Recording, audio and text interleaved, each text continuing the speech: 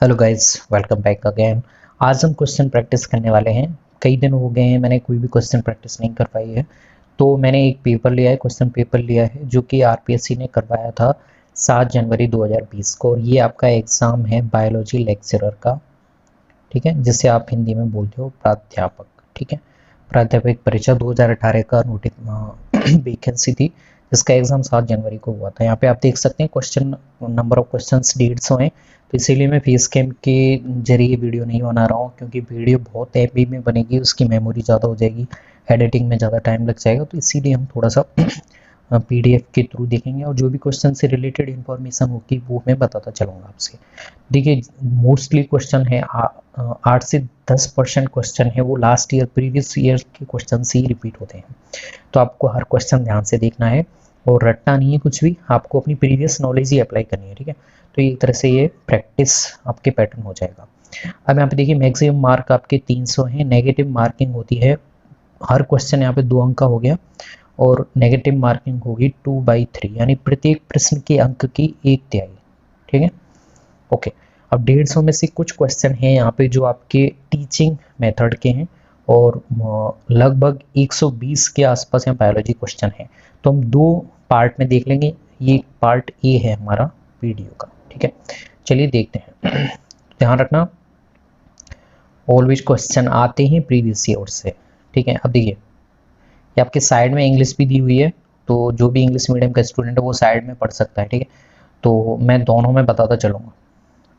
सबसे पहला क्वेश्चन देखिए, निम्न में से कौन सा कथन सत्य है? 4 आपको ऑप्शन दिए हैं, और मेरे साथ आप ऑप्शन देख लेना। अगर आपको वीडियो रोक के देखनी है तो आप खुद भी चूज कर सकते हैं, बाद में आप मैच कर सकते हैं कि आपने क्वेश्चन सही किया है कि नहीं। ठीक है, तो हाइलम स्तनधारियों की वृक्क की आंतरिक सतह पर उपस्थित कांच है, बिल्कुल है, सही है। नेफ्रिडिया केवल एनिलिडा में पाया जाता है, जिसमें केंचुआ आते ही नहीं।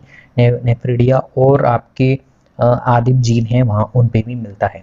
तो ये क्वेश्चन गलत हो गया, ये ऑप्शन गलत हो गया। हेनले के बड़े आकार का लूप स्तनधारियों के वृक्क के कॉर्टिकल नेफ्रॉन में पाया जाता है। नेफ्रॉन के 2 पार्ट होते हैं, एक कॉर्टिकल होता है जो सतह पे होता है, एक मेडुला होता है। तो हेनले का लूप होता है वो मेडुला में पाया जाता है, तो ये ऑप्शन भी गलत हो गया आपका। ठीक है, तो यहाँ से एक इन्फॉर्मेशन आपको मिल गई है कि हेनले का लूप मेडुला में मिलेगा। और ये आपका मेलपीगियन काय में, मेलपीगियन जो बॉडी होती है उसमें बूमन कैप्सूल होता है, साथ में ग्लोमेरुलस भी होता है, दोनों से मिलकर बना होता है। तो 3 आपको इन्फॉर्मेशन यहाँ पे मिल जाती है। ओके, सॉरी, ये तो गलत हो ही गया आपका, बी और सी गलत हो गए यहाँ पे, और ए और डी वाला आंसर सही हो जाएगा, यानी कि आंसर हो जाएगा आपका चौथा। ठीक है, यहाँ पे नेफ्रॉन कॉर्टिकल में दिया हुआ है, कॉर्टिकल। ठीक है, लेकिन वो कहाँ पे मिलता है? मेडुला में मिलेगा। ओके, दूसरा आते हैं, निम्न में से कौन से सम्मेलन करना है आपको? तो वृक्क में पीसीटी पढ़ी होंगे आपने, डीसीटी और संग्राहक नलिका, ये सब पढ़ी होंगे आपने। सर्वाधिक जो आपके खनिज लवणों का अवशोषण होता है वो पीसीटी में होता है। 70 से 80% खनिज लवणों का अवशोषण यही हो जाता है। संग्राहक नलिका मैक्सिमम जल का अवशोषण करती है। ठीक है, ओके, देखिए यहाँ पे यही मिलाना आपको। पीसीटी जल और इलेक्ट्रोलाइट्स का रीअब्जॉर्प्शन करवाती है, बिल्कुल सही है। हेनले का लूप है, उच्च परासरणता को बनाए रखता है, ये भी सही है। ओके, ये भी सही हो जाता है। तीसरा है डीसीटी, Na+ और जल का परिस्थिति के अनुसार पुनरावशोषण करवाती है, ये भी सही है। संग्राहक नलिका पीएच को बनाए रखती है, नहीं, पीएच को मैक्सिमम आपके हेनले का लूप बना के रखता है, तो ये गलत हो जाता है। संग्राहक नलिका जल का अवशोषण करती है, तो ए बी सी आंसर हो जाएंगे, यहाँ पे डी गलत हो गया आपका। ओके, तीसरा क्वेश्चन, निम्न में से कौन सा जोड़ा सम्मिलित नहीं है? तो देखिए, यहाँ पे आपको देखना है, पहला ऑप्शन देखते हैं, एंजाइना। एंजाइना पेक्टोरिस से एक टर्म आती है जिसमें आपकी चेस्ट पेन होता है, उसे बोलते हैं एंजाइना पेक्टोरिस। क्यों होता है? क्योंकि ऑक्सीजन की सप्लाई है वो कम हो जाती है, उसकी सप्लाई आपूर्ति नहीं हो पाती है, तो ये होता है। एम्फाइसीमा, ये आपके एल्वुलर डैमेज की वजह से होता है। अस्थमा में इन्फ्लामेशन हो जाता है, ये भी सही है। क्रिटिनिज्म हाइपरथायरॉयडिज्म, नहीं, क्रिटिनिज्म हाइपोथायरॉयडिज्म की वजह से होता है, थायराइड की कम सक्रियता की वजह से होता है, तो चौथा आंसर हो जाएगा, जो कि यहाँ पे गलत दिया हुआ है। ठीक है, अगला है, निम्न में से मनुष्य के शरीर के किस भाग में उपास्थि युक्त जोड़े पाए जाते हैं? तो बिटवीन 2 वर्टिब्रा, 2 कशेरुकों के मध्य पाए जाते हैं उपास्थि युक्त जोड़ा, तो ये देखते ही हो जाता है। अब देखिए, एंडोस्पर्म निम्न में से किस में पाए जाते हैं? तो भ्रूणपोष, जो भ्रूणकोश होता है वो निषेचन के बाद में क्या बनाएगा, भ्रूणपोष बनाएगा। तो जो नारियल में पानी वाला भाग होता है उसे आप बोलते हैं केंद्रकीय भ्रूणपोष। कौन सा, केंद्रकीय भ्रूणपोष। ओके। और जो सफेद सतह वाला होता है, सफेद दिखने वाला, उसे बोलते हैं आप नारियल का कोशिकीय भ्रूणपोष। ठीक है। अब यहाँ पे क्या पूछा है, मुक्त केंद्रक युक्त केंद्रक भ्रूणपोष, तो कौन सा होगा, नारियल का पानी, तो नारियल हो गया। ओके। निम्न में से कौन सा आभासी फल है, देखिए एक तो सत्य फल होता है जिसका निर्माण होता है अंडाशय से, निषेचन के बाद में अंडाशय क्या बना देता है, फल बना देता है। अगर अंडाशय के अलावा किसी भी भाग से अगर फल बनता है तो उसे बोलते हैं फॉल्स फ्रूट, तो इसका आंसर हो जाएगा सेब, सेब फॉल्स फ्रूट है, सेकंड आंसर। निम्न में से कौन सा आवृतबीजियों के मादा युग्मोद्भिद के बारे में सही नहीं है, मादा युग्मोद्भिद जिसे आप बोलते हैं भ्रूणकोश, यही भ्रूणकोश है जो निषेचन के बाद में क्या बना देता है, भ्रूणपोष।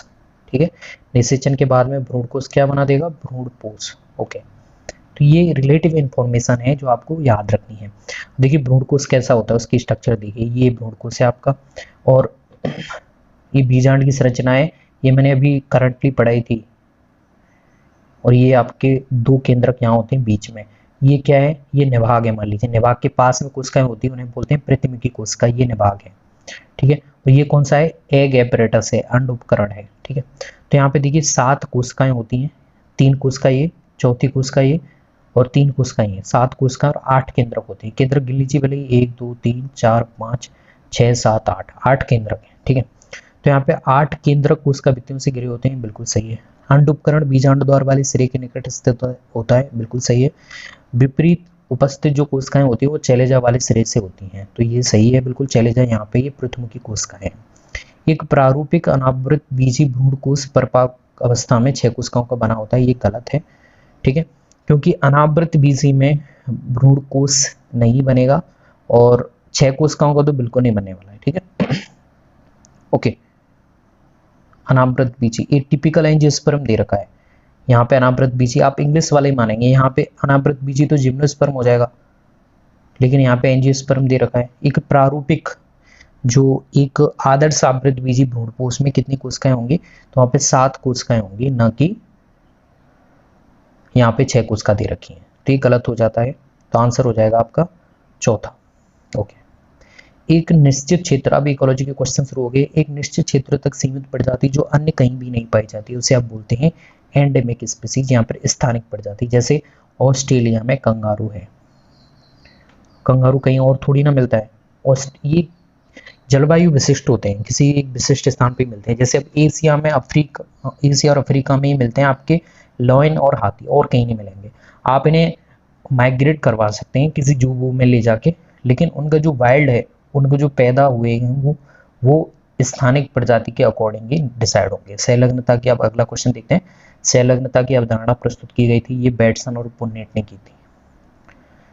अब देखिए, एक शुद्ध अप्रभावी पौधे को, यानी इसका क्रॉस F1 प्लांट के संकर पौधे से करवा दिया जाए तो इसे बोलते हैं आप टेस्ट क्रॉस। ठीक है, तो इसके लिए ट्रिक है रेसेसिव, रेसेसिव ही तो है, अप्रभावी रेसेसिव। तो चलिए टेस्ट रेस करते हैं, टेस्ट करने के लिए क्या करते हैं, रेस करते हैं। और यहाँ पर इस तरह से बोल सकते हैं कि जो टेस्ट होता है वो एक तरह से कैसे होता है, रेस होता है, तो रेस से आपको रेसेसिव याद रह जाएगा। टेस्ट क्रॉस में आपको रेसेसिव, ऑलवेज रेसेसिव भी करना है। ठीक है, बैक क्रॉस में क्या होगा, बैक क्रॉस इस तरह से होता है। ओके, चलिए ये इंफॉर्मेशन है अलग से।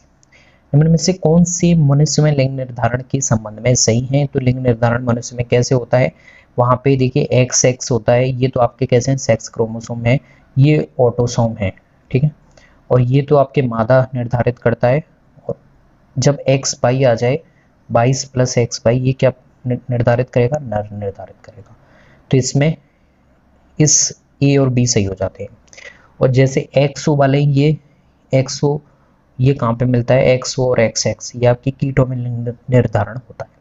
तो इसका आंसर हो जाएंगे, सही उत्तर बताने हैं आपको, तो पहला और दूसरा सही है, तो पहला आंसर सही हो जाएगा। देखिए कितने इजी क्वेश्चन है, आप वीडियो से मैंने कई बार पढ़ाया हुआ है लिंग निर्धारण। अब अगला क्वेश्चन आता है, ऑस्ट्रेलियाई मार्सप्यूल सर्वश्रेष्ठ उदाहरण है, ये आपके उदाहरण है एडेप्टिव रेडिएशंस का। Which of the following cells secrete antibodies, तो B lymphocyte will be secreting antibodies. Okay, निम्न में से किस रोग का टीकाकरण द्वारा नहीं रोक सकते हैं? तो देखिए पोलियो को रोक सकते हैं, निमोनिया, डिप्थीरिया, इन सभी के लिए आपके टीका है, लेकिन अमीबियोसिस है जो कि प्रोटोजोआ से होती है डिजीज, वो नहीं रोक सकते हैं आप, इसके लिए कोई टीका नहीं है। ठीक है, निम्न में से किसमें हीमोजॉइन एक विष लाल रक्त कणिकाओं के फटने के बाद रक्त में मुक्त हो जाता है? तो देखिए मलेरिया में ये इसी विष के द्वारा आप चेक करते हैं, अगर आपके ब्लड में ये मिल रहा है हीमोजॉइन तो आपका जो मलेरिया टेस्ट है वो पॉजिटिव आता है। ओके, अगला क्वेश्चन है ऑन्कोजेनिक वायरस निम्न में से कौन सा रोग उत्पन्न करता है? तो वो कैंसर उत्पन्न करता है। मृतोपजीवी हैं जो ऐसे सेप्रोफाइट्स जो मृत पदार्थों से अपना पोषण लेते हैं तो उन्हें बोलते हैं अपघटक, डिकम्पोजर बोलते हैं उन्हें। ठीक है, अब देखिए अगला क्वेश्चन, सागर पारिस्थितिकी तंत्र के लिए बायोमास का पिरामिड सामान्यतः होता है? तो मैंने बताया था एक तो वृक्ष पर संख्या का पिरामिड और एक सी में समुद्र में किसका, जैव भार का पिरामिड। ये दोनों जो पिरामिड हैं ये हमेशा उल्टे बनेंगे, वृक्ष पर संख्या का, समुद्र में जैव भार का। याद रख लेना, गांठ बांध लेना, ऑलवेज क्वेश्चन पूछते हैं। अगला क्वेश्चन देखिए, पारिस्थितिकी तंत्र के प्रक्रमों के उत्पादों को कहते हैं? पारिस्थितिकी तंत्र के प्रक्रमों के उत्पादों को, the product of ecosystem process are called as productivity. ठीक है, न कि इकोसिस्टम सर्विसेज।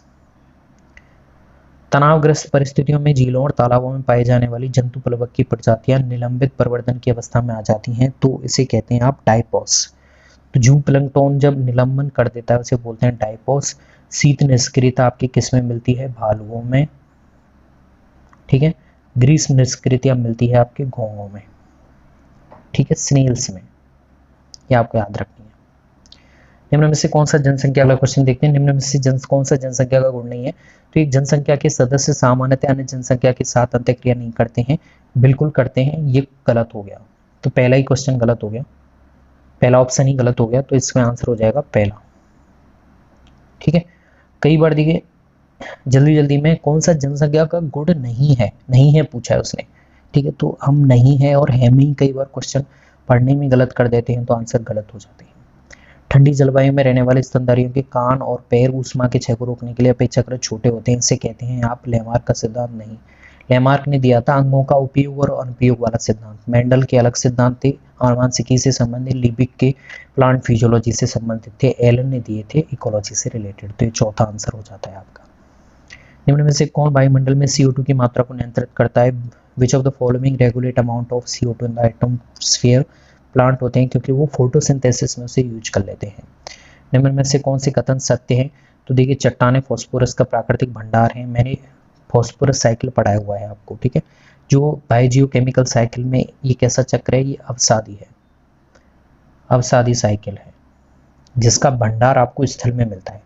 और एक होता है गैसीय साइकिल, जैसे कार्बन और नाइट्रोजन, इनका भंडार आपको वायुमंडल में मिल रहा है, गैसों के रूप में होती है, तो ये गैसीय चक्र है। और फॉस्फोरस और सल्फर अवसादी चक्र होते हैं। अगला, प्रथम अन्वेषक जातियां वह होती हैं जो नग्न क्षेत्रों पर आक्रमण करती हैं। बिल्कुल सही है। पारिस्थितिकी अनुक्रम में प्रजातियों की विभिन्नता परिवर्तित नहीं होती है, ये गलत है। एक जीव का पोषण स्तर परिवर्तित हो सकता है, बिल्कुल हो सकता है। तो यहाँ पे देखिए हमें सत्य छांटने हैं तो A, B और D सत्य हो जाते हैं, तो आंसर हो जाएगा पहला। ओके, आगे बढ़ते हैं।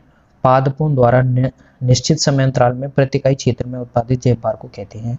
उसे कहते हैं उत्पादकता। देखिए इसे बेसिकली ग्रॉस प्राइमरी प्रोडक्टिविटी कहते हैं, लेकिन यहाँ पे GPP नहीं दिया हुआ है तो इसलिए उत्पादकता कह देंगे इसे। जब किसी विष के विरुद्ध तैयार प्रतिरक्षाएं शरीर में प्रविष्ट कराई जाती हैं तो इसे बोलते हैं कृत्रिम सक्रिय टीकाकरण। ये मैंने रिसेंटली वीडियो डाली हुई है इसी मंथ में, मई में। ठीक है, इन्नेट इम्यूनिटी क्या होती है और आपकी एक्वायर्ड इम्यूनिटी क्या होती है? तो ये कौन सी इम्यूनिटी है? एक्वायर्ड इम्यूनिटी का भाग है जिसे हमने 2 भागों में विभाजित किया था, तो आप देख सकते हैं वीडियो में। निम्न में से कौन सा कथन सही है? तो ये आपकी शुरू होगी आपके एनिमल डाइवर्सिटी। कौन सा कथन सही पूछा है इसने? तो ये गलत है, पेरिपेटस में टांगे नहीं होती हैं, और ये भी गलत है। प्रवाल में बहुरूपता, coral exhibit polymorphism, third answer सही है। कौन सा कथन सही है? थर्ड। कौन सा फाइलम उनकी खोपड़ी में उपस्थित गुहाओं के आधार पर वर्गीकृत किया जाता है? तो इंफॉर्मेशन पे आधारित क्वेश्चन है, इसका आंसर होगा रेप्टिलिया। कौन सा कथन वर्ग मैमेलिया के विषय में सही है? तो इसका आंसर होगा, देखिए, सभी यूथीरिया जीवों में पिन्ना पाया जाता है। तो इसकी क्लास है यूथीरिया, मेटाथीरिया, ठीक है, वो मैंने इसकी वीडियो बनाई हुई है, ठीक है। आगे बढ़ते हैं हम। निम्न में एनिमलिया जगत में पाए जाने वाले संगठन के विभिन्न स्तर दिए हुए हैं, गलत युग में पहचानना है आपको। तो देखिए, स्पंज कोष के स्तर पोरिफेरा में मिलता है, सीलेंट्रेट ऊतक स्तर बिल्कुल सही है, एनेलिडा में अंग स्तर ये गलत है, एनेलिडा में ऊतक स्तर ही मिलता है, तो ये गलत हो गया, थर्ड आंसर हो जाएगा। निम्न में से किसमें प्लेकोइड सल्क पाए जाते हैं? तो इसका आंसर है प्लेटोमेरिया, ये भी नहीं है, इसका आंसर एलेस्मोब्रैंक मछलियां होती हैं। ओके, अब इसमें आपके आ गया जो फैमिलीज हैं प्लांट में, बॉटनी वाला पार्ट आ गया। निम्न में से कौन सा रेननकुलेसी परिवार के पुष्प का लक्षण नहीं है? अब इन सभी का आपको फॉर्मूला याद रखना है, फॉर्मूले से आप यहाँ पे कई क्वेश्चन कर पाएंगे। तो देखिए, पंचतई पुष्प होता है, पेंटामेरस फ्लावर है, ये भी सही है, उनके सर अनंत होते हैं, स्वतंत्र होते हैं, बहिर्मुखी होते हैं, ये भी सही है। चतुष्टयी पुष्प, ये गलत हो गया, पंचतई होते हैं, चतुष्टयी नहीं होते हैं, तो थर्ड आंसर हो जाएगा, ठीक है। निम्न में से कौन सा कथन एपीएससी कुल के बारे में सही नहीं है? 33 वाला क्वेश्चन है, वो उन्होंने शायद बोनस किया था, तो ये वाला क्वेश्चन हम नहीं करते हैं। कौन सा एस्ट्रेसी कुल के पुष्प का लक्षण नहीं है? ठीक है, तो पुष्प पंचतई होते हैं, सही है। पुष्प जायंगोपरिक होते हैं, जिसे आप एपिगैनस बोलते हैं, ये सही है। ओवेरी इज मल्टीलोक्युलर एंड सुपीरियर, ये नहीं होता है, तो आंसर हो जाएगा थर्ड। कौन सा पोएसी कुल के पुष्पों के लिए सत्य नहीं है? तो आपको इसका फॉर्मूला याद होगा तो आप कर लेंगे। ये फॉर्मूला देखिए नर पुष्प का, तो ये सही है फॉर्मूला।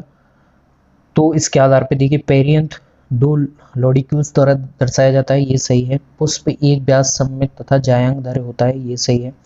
अंडा से अधोवर्ती, अधोवर्ती नहीं है, जी के नीचे अगर होता है तो वो क्या बताता है? अंडा से आपका ऊर्ध्ववर्ती, ठीक है। अगर ऐसे है, ऊपर है जी के ऊपर, तो वो क्या बताता है? अधोवर्ती। तो देख लीजिए, यहाँ पे आपको फॉर्मूला याद होना चाहिए। अब इस फॉर्मूले से आपको पता चल गया अधोवर्ती नहीं होता है, तो इसलिए आंसर क्या होगा? चौथा, क्योंकि यहाँ पे पूछा है सत्य नहीं है, तो चौथा यहाँ पे सत्य नहीं है। निम्न में से किस में इंटरमीडिएट होस्ट नहीं मिलता है? तो इसका आंसर हो जाएगा आपके एस के, कोलकृमि, राउंड वर्म जैसे बोलते हैं। निम्न में से कौन सा मोलस्क मनुष्य द्वारा भोजन के रूप में प्रयोग नहीं किया जाता है? तो देखिए, ऑयस्टर नहीं किया जाता, ऑयस्टर का करते हैं, कटल फिश का करते हैं, टेरिडो का नहीं करते हैं, तो नहीं किया जाता है, टेरिडो को नहीं करते हैं। अब मैच करना है, इसमें कुछ नाम दिए हुए हैं, तो गेहूं का बताइए क्या होता है? गेहूं का होता है ट्रिटिकम वल्गेर, अश्वगंधा विथानिया सोमनीफेरा, मूंगफली का एरोकिस हाइपोजिया, और चावल का ओराइजा सेटाइवा। अब इसे आप मिला लीजिए, तो यहाँ पे देखिए सी में 1, मूंगफली का 1, इसी से हो जाएगा चौथा आंसर, ठीक है। फिर मैच करना है हमें समूह 1 का 2 से। तो देखिए, इसमें देखिए आपको जो भी इंफॉर्मेशन याद है, जैसे गूगल प्राप्त किया, गूगल का गोंद यूज करते हैं, कॉफ़ी के बीज होते हैं, ठीक है, और चाय की पत्तियां होती हैं, और कपास के रोम होते हैं, तो इस तरह से आप मिला लीजिए। डी में क्या है? दूसरा, ओके। सी में क्या है? पहला, तो आंसर हो जाएगा दूसरा, ओके। निम्न में से कौन सा कीट भंडारित अनाज का पेस्ट नहीं है? तो देश का आंसर होगा पायरेला, ओके। निम्न में से कौन सा मनुष्य में हाथी पांव नामक रोग उत्पन्न करता है? तो बूचेरोरिया ब्रैंकोफ्टाई, आंसर फर्स्ट। निम्न में से किस आर्थ्रोपोड के शरीर के ट्रंक के प्रत्येक खंड में 2 जोड़ा पाद उपस्थित होते हैं और शरीर बेलनाकार होता है? तो ये क्वेश्चन आपके एनिमल डाइवर्सिटी के हैं, और ये क्वेश्चन ऑलवेज गलत हो जाते हैं, ठीक है, क्योंकि बेसिक जिसने एमएससी जूलॉजी में की होगी उसी से ये क्वेश्चन हो पाते हैं, ठीक है। मिलीपीड, इसका आंसर हो गया। कैंथराइडिन, ये बहुत फेमस तेल होता है, नामक तेल निम्न में से किससे बनाया जाता है? तो आप यहाँ पे क्वेश्चन गलत कर दे सकते हैं, जैसा नाम दिख रहा है कैथरेंथ्रस रोजिया, तो यहाँ पे आप ये लगा के आएंगे, यहाँ पर ये लगा के आएंगे, जबकि इसका आंसर है थर्ड, बीटल्स के सुखाए गए पंखों से। तो ऐसे क्वेश्चन गलत हो जाते हैं, तो जो नहीं आ रहा है उसे छोड़ना सही होता है, तुक्के मारने वाली कोई ज़रूरत नहीं है, नेगेटिव करवा देते हैं। सामान्य ऊतकों को कोश का संवर्धन हेतु वियोजन, डिसोसिएशन करवाना है, ठीक है, डिसएग्रीगेशन, आपको मिलाना है तो मिलाने के लिए, कोशिकाओं को मिलाने के लिए यूज करते हैं पॉलीइथाइलिन ग्लाइकोल।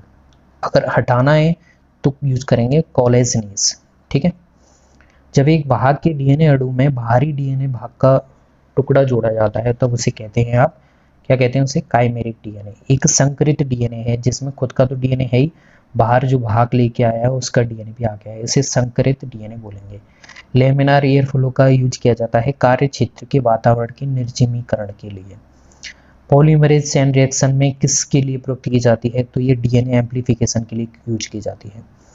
शहद के मुख्य अंश बनाने वाले मोनोसेकेराइड हैं शहद, ग्लूकोज और फ्रक्टोज।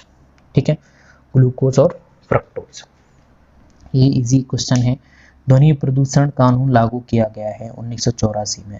कुछ लागू 1968 में कीटनाशक एक्ट, 1974 में जल प्रदूषण संबंधी एक्ट, 1981 में वायु प्रदूषण एक्ट और 1987 में ध्वनि को वायु प्रदूषण में सम्मिलित कर लिया गया था। और वापस से एक और कानून लाया गया ध्वनि प्रदूषण के नियंत्रण और नियमन के लिए 2000 में। जब एक चट्टानी क्षेत्र में वानस्पतिक अनुक्रमण प्रारंभ होता है, प्लांट सक्सेशन से रिलेटेड क्वेश्चन है, तो निम्न में से कौन सी स्पीसीज सबसे पहले आती है, तो लाइकेन आती है। ठीक है, लाइकेन सबसे पहले आएगी। ओके, अब ये क्वेश्चन मैंने कई बार कराए हुए हैं। अब देखिए, एक भारतीय शहर भोपाल में वायुमंडल में एक गैस रिलीज हो गई थी, इसके कारण बड़ी संख्या में स्वास्थ्य पर घातक प्रभाव हुए थे। इस गैस का नाम था मेथाइल आइसोसाइनेट। मैक्सिमम क्वेश्चन है, ये इंडिया में हुई थी। एक चेरनोबिल भी रेडियो एक्टिव से संबंधित दुर्घटना हुई थी, त्रासदी हुई थी, जो कि रसिया में हुई थी। तो ये याद रखने हैं आपको। ठीक है, इनसे कई सारी पीढ़ियां हैं, उन पे रेडियो एक्टिविटी की वजह से, रेडिएशंस की वजह से कई सारे म्यूटेशंस से संबंधित हो जाते हैं। तो उनकी जो पीढ़ियां होती हैं उन्हें कई सारी जेनेटिक डिजीज लेके होती हैं। हरित गृह प्रभाव ने उनमें से किस चक्र से संबंधित है, वो होता है आपके कार्बन डाइऑक्साइड से संबंधित। ठीक है, और हरित गृह प्रभाव में CO2 का योगदान होता है 60%, मीथेन का होता है 20%, CFC का होता है 14% और नाइट्रस ऑक्साइड का होता है 6%। इस तरह से योगदान होता है आपके हरित गृह प्रभाव में। चमड़ा प्रसाधन उद्योगों के बहिष्करण में निम्न में से किस उद्योग के उपाश्रित होने की संभावना है, तो ये क्रोमियम है। ठीक है, अमीबा में कूटपाद निर्माण का सोल जैस सिद्धांत किसने प्रस्तावित किया था, वो हाइमेन ने किया था। अब ये क्वेश्चन ऐसे हैं जो इंफॉर्मेशन बेस्ड है। ओबेलिया की पेरिसार्क है, एक्टोडर्म द्वारा स्रावित काइटिन की परत है। निम्न में से कौन सा टीनिया के मादा जनन तंत्र का भाग नहीं है, तो ये सिरस सेक है जो उसका भाग नहीं है। ये प्योर जूलॉजी के क्वेश्चन है। एस्केरिस में कितने टेस्टिस पाए जाते हैं, तो एक पाया जाता है। ओके, पेरिटिमा केंचुए की देह भित्ति के जो कैसी सर्कुलर मसल लेयर होती हैं उसमें कौन सा पिगमेंट पाया जाता है, मोस्ट इंपॉर्टेंट पोरफायरिन। पेरिप्लेनेटा कॉकरोच है, उसमें पेरिट्रोफिक मेम्ब्रेन कहाँ उपस्थित होती है, तो वो मिडगट, मध्य आंत में। ठीक है, तो वैसे ये आपके पार्ट ए में हमने बात कर ली है। अब ज़्यादा वीडियो लंबी हो जाएगी, इसलिए हम पार्ट बी में बात करेंगे आपके RPSC lecturer biology. Okay, part 2। Thanks.